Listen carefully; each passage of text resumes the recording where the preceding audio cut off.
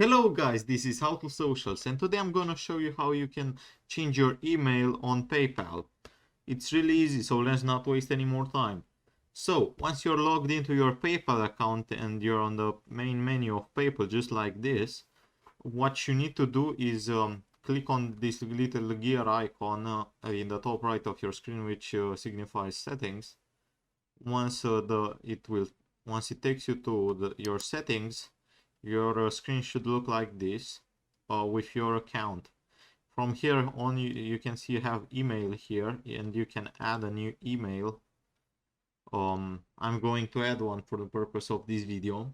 And once you've done that, your new email should pop up right here.